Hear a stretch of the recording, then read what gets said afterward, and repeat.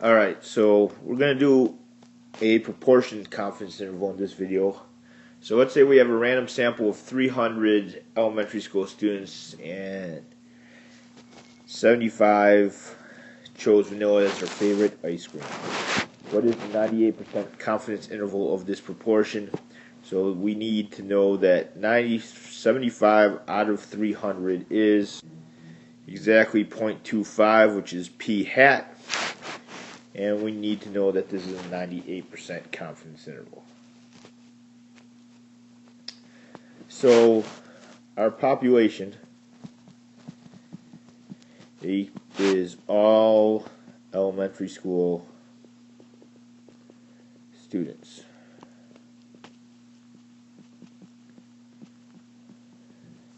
And our parameter, P equals the proportion of elementary school students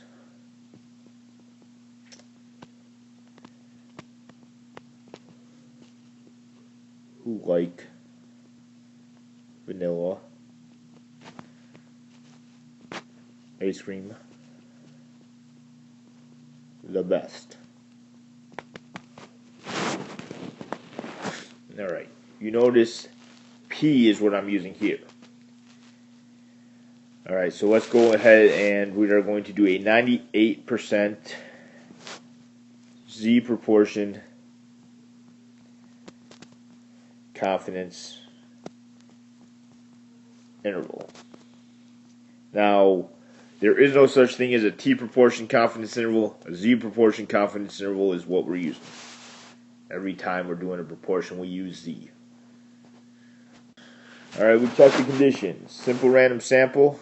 It was stated that we chose randomly 300 kids. Independence. 300 times 10 equals 3,000, which is less than the total elementary students.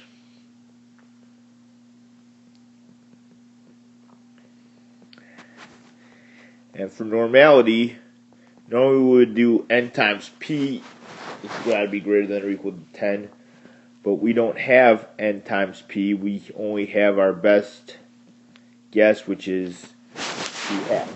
So 300 times 0.25 is 75. And 300 times 1 minus 0.25 is 225. And these numbers are both bigger than 10.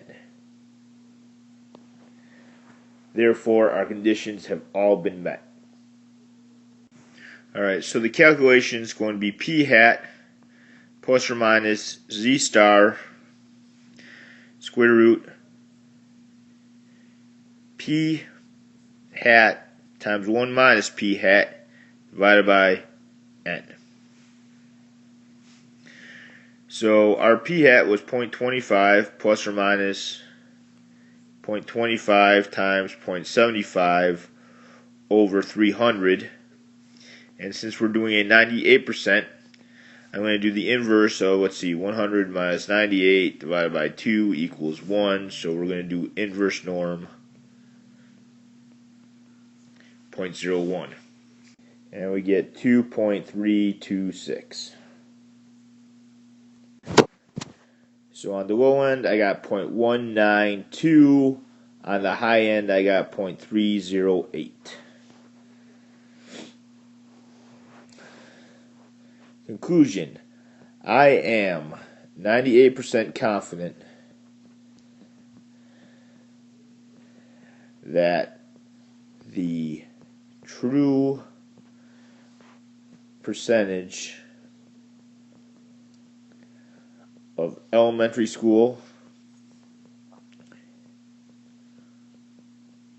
students whose favorite ice cream is vanilla